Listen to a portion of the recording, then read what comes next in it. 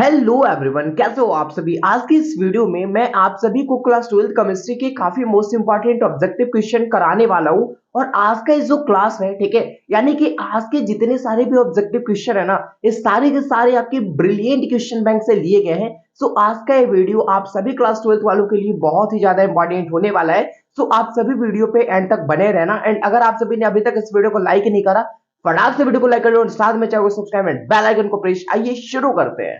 दोस्तों, आप सभी के सामने जो पहला नंबर क्वेश्चन है कि निम्नलिखित में कौन सा संयोजक ठोस है। ठीक है, सहसंयोजक ठोस वही होगा जिनके कण आपस में सहसंयोजक बंधन के द्वारा जुड़े हुए होंगे। ठीक है, वही आपका सहसंयोजक ठोस कहलाता है। तो जैसा आपके सामने लाइक ऑप्शंस है कि लोहा, हीरा, सोडियम क्लोराइड, तांबा। ठीक है, तो इसका जो सही आंसर होगा वो होगा भैया आपका हीरा। ठीक है, क्योंकि हीरा जो होता है ना, वो आपका सहसंयोजक ठोस होता है। और सहसंयोजक ठोस को एक और नाम से जानते हैं जो कि है आपका नेटवर्क ठोस। ठीक है, क्या है जी? नेटवर्क ठोस। आ जाओ, सेकंड नंबर क्वेश्चन है आप सभी के सामने कि क्रिस्टल तंत्र की कुल संख्या होती है। ठीक है, क्रिस्टल तंत्र की कुल कितनी संख्या होती है? तो वो होती है 7। तो ए वाला ऑप्शन आप सभी के सामने 100% करेक्ट हो जाएगा। नेक्स्ट क्वेश्चन है भैया थर्ड नंबर कि निम्नलिखित में कौन अर्ध पारगम्य झिल्ली से निकल पाते हैं। अर्ध पारगम्य झिल्ली से कौन निकल पाते हैं? तो केवल सॉल्वेंट के पार्टिकल्स निकल पाते हैं, यानी कि केवल और केवल विलायक के अणु। तो ए वाला ऑप्शन आप सभी के सामने 100% करेक्ट हो जाएगा। नेक्स्ट क्वेश्चन है भैया आप सभी के सामने 4 नंबर की निम्नलिखित में कौन विलयन में विद्युत का संचालन करते हैं। ठीक है, यानी कि विलयन में विद्युत का संचालन कौन करते हैं? तो विद्युत अपघट्य करते हैं, यानी कि इलेक्ट्रोलाइट्स करते हैं। ठीक है, इनकी जलीय अवस्था ले लो आप, ठीक है, या फिर मोल्टेन अवस्था ले लो। इस दोनों अवस्था में धारा का वो प्रवाह करते हैं। ठीक है, तो यहाँ पे हो जाएगा इलेक्ट्रोलाइट यानी कि विद्युत अपघट्य। नेक्स्ट क्वेश्चन है 5 नंबर की निम्नलिखित किसी रासायनिक अभिक्रिया का जो वेग स्थिरांक होता है वो निम्नलिखित में किस पर निर्भर करता है। ठीक है, किसी भी रासायनिक अभिक्रिया का जो आपका वेग स्थिरांक होता है वो किस पे निर्भर करता है? ताप पे, मात्रा पे, भार पे या फिर समय पे? इसका जो सही जवाब हो जाएगा वो हो जाएगा ताप पे, यानी कि टेम्परेचर पे डिपेंड करता है। तो ए वाला ऑप्शन आप सभी के सामने बिल्कुल ही सही हो जाएगा।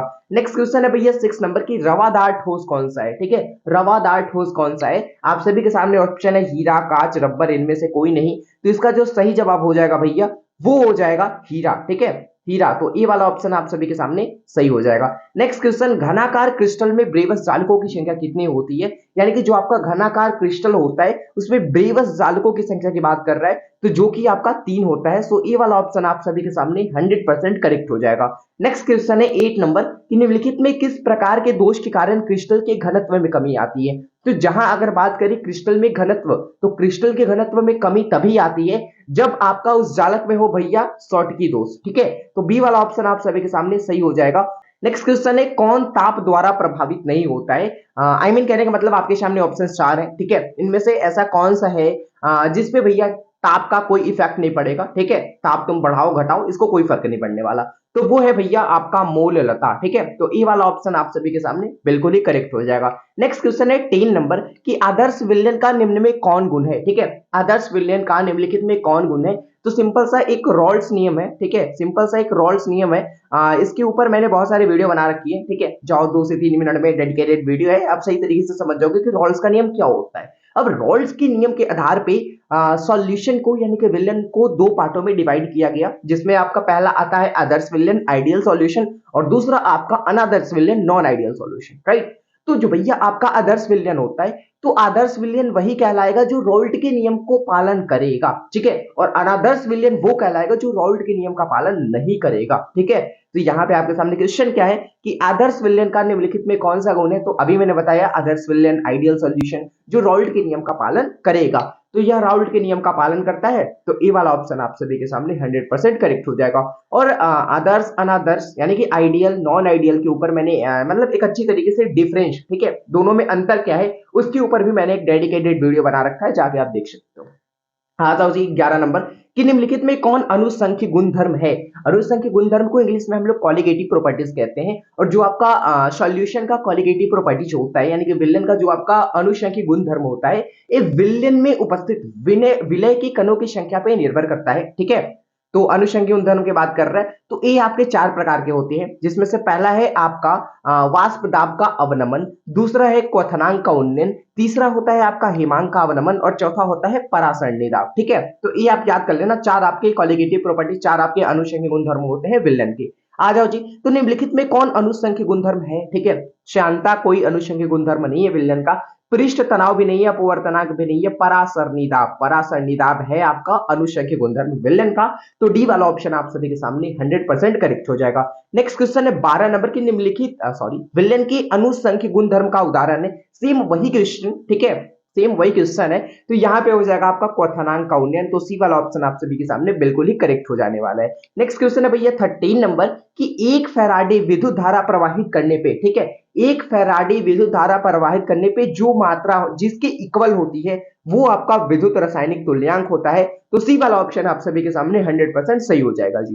नेक्स्ट क्वेश्चन है भैया आप सभी के सामने 14 नंबर की, द्रवित सोडियम क्लोराइड के विद्युत अपघटन से कैथोड पर मुक्त होता है। ठीक है, एक चीज याद रखना, बहुत सारे बच्चे यहाँ पे कंफ्यूज हो जाते हैं कि यहाँ पे दो तरीके की चीजें रहती है, पहला द्रवित और कहीं कहीं आपका दे देगा भैया जलीय। तो द्रवित और जलीय में आपको कंफ्यूज नहीं होना है। द्रवित मतलब मोल्टेन अवस्था, पिघला हुआ अवस्था, ठीक है, और जलीय, जलीय कहने का मतलब जो जल में घुला हुआ हो। और यहाँ पे हम लोग H2O यानी कि जल की मात्रा भी ऐड कर देंगे हम लोग, ठीक है, जल का जो भी हमारा होता है वो फॉर्मूला वो भी ऐड कर देंगे हम लोग, ठीक है। बाकी यहाँ पे बात कर रहे हैं द्रवित, द्रवित यानी कि मोल्टेन अवस्था, पिघला हुआ अवस्था, यहाँ पे जल नहीं है भैया आपका, ठीक है। तो यहाँ पे हम लोग जल को इंक्लूड नहीं करेंगे, केवल हम लोग लेंगे NaCl, ठीक है, यानी कि प्लस और माइनस। अब पूछ रहा है कि कैथोड पर कौन मुक्त होगा। अब भैया एनोड आपका होता है प्लस, ठीक है, विद्युत अपघटनी सेल में आपका एनोड प्लस होता है और वही विद्युत रासायनिक सेल में आपका एनोड माइनस होता है, ठीक है। तो एनोड आपका प्लस है यहाँ पे, ठीक है, कैथोड आपका माइनस है। तो कैथोड माइनस है तो इस पे जाएगा भैया प्लस वाला, यानी कि जाएगा, जाना कौन जाएगा, सोडियम, ठीक है। तो इसका सही जवाब हो जाएगा आपके सामने सोडियम, ए वाला ऑप्शन। आ जाओ जी 15 नंबर क्वेश्चन की, किसी वस्तु की प्रतिक्रिया करने पर दर निर्भर करता है, यानी कि किसी वस्तु की जो प्रतिक्रिया का दर होता है वो किस पे निर्भर करता है, परमाणु भार पे, समतुल्य भार पे, अणुभार पे, ठीक है। एक सेकंड, सॉरी, ठीक है, सॉरी जी, मैं क्षमा चाहूंगा आप सभी से, ठीक है। डी वाला ऑप्शन सक्रिय भार। तो मैं चाहूंगा कि इसका जवाब आप कमेंट बॉक्स में हमें बताओ, ठीक है, क्योंकि मैं तो बता ही रहा, साथ में आप भी बता दो, चलो आपको भी मजा आने वाला है, ठीक है। और एक चीज मैं और बोल रहा हूँ कि अगर आपको कभी भी एजुकेशन रिलेटेड कभी भी कोई डाउट होती है 9 to 12, आप हमें डायरेक्ट व्हाट्सअप कर सकते हो, व्हाट्सअप नंबर डिस्क्रिप्शन में या फिर मेरे अबाउट में मिल जाएगा, आप वहां से जाके हमें डायरेक्ट व्हाट्सअप पे कॉन्टेक्ट कर सकते हो। कोई भी दिक्कत चाहिए, सॉरी, कोई भी दिक्कत हो, कोई भी हेल्प चाहिए, मैं आपको कर दूंगा। ऑलराइट, आ जाओ जी। नेक्स्ट क्वेश्चन है आप सभी के सामने 16 नंबर कि किस कोटि की, ठीक है, किस कोटि की अभिक्रिया के लिए वेग तथा वेग स्थिरांक का इकाई समान होता है। तो वो आपका होता है ऑर्डर ऑफ रिएक्शन, यानी कि जीरो ऑर्डर ऑफ रिएक्शन, यानी कि शून्य कोटि के लिए। तो ए वाला ऑप्शन आप सभी के सामने सही हो जाएगा। याद रखना, शून्य कोटि की जो अभिक्रिया होती है यानी कि जीरो ऑर्डर ऑफ रिएक्शन, ठीक है, इसके लिए तुम्हारा वेग तथा वेग स्थिरांक का इकाई जो होता है वो क्या होता है, इक्वल होता है, समान होता है, ठीक है। आ जाओ जी 17 नंबर है कि रासायनिक अधिशोषण में कितने परतें होती है, ठीक है। रासायनिक अधिशोषण, अधिशोषण, अवशोषण आपको पृष्ठ रसायन चैप्टर नंबर 5 फिजिकल केमिस्ट्री का चैप्टर नंबर 5 में आपको पढ़ना है, सरफेस केमिस्ट्री में, ठीक है, यानी कि पृष्ठ रसायन में। तो रासायनिक अधिशोषण में कितने परतें होती है, एक परतें होती है। तो ये वाला ऑप्शन आप सभी के सामने सही हो जाएगा, बिल्कुल सही होगा। रासायनिक अधिशोषण अभिक्रिया है, जो आपका रासायनिक अधिशोषण अभिक्रिया है वो आपका अनुत्क्रमणीय है, ठीक है। अगर वही कहता रासायनिक अधिशोषण की जगह भौतिक अधिशोषण, भौतिक अधिशोषण जो कि आपका एक उत्क्रमणीय अभिक्रिया है। 19 नंबर क्वेश्चन कि दूध निम्नलिखित में किसका उदाहरण है। जो आपका दूध होता है वो निम्नलिखित में किस चीज का उदाहरण होता है, पायस, निलंबन, विलयन, इनमें से कोई नहीं। तो जो आपका दूध होता है ना भैया वो होता है पायस का उदाहरण। और पायस क्या होता है, जिसका परिक्षेपण माध्यम और परिक्षिप्त प्रावस्था दोनों अगर द्रव हो, दोनों अगर लिक्विड हो, उसे हम लोग पायस कहते हैं। और पायस का एग्जाम्पल आपका एक बहुत ही अच्छा एग्जाम्पल आपका दूध है। नेक्स्ट क्वेश्चन आप सभी के सामने 20 नंबर कि निम्नलिखित में किसमें टिंडल प्रभाव नहीं पाया जाएगा, ठीक है। निम्नलिखित में किसमें टिंडल प्रभाव नहीं पाया जाता है। तो चीनी के घोल में आपका टिंडल प्रभाव नहीं पाया जाता है। तो ई वाला ऑप्शन आप सभी के सामने 100 नहीं 110% सही होगा आपका।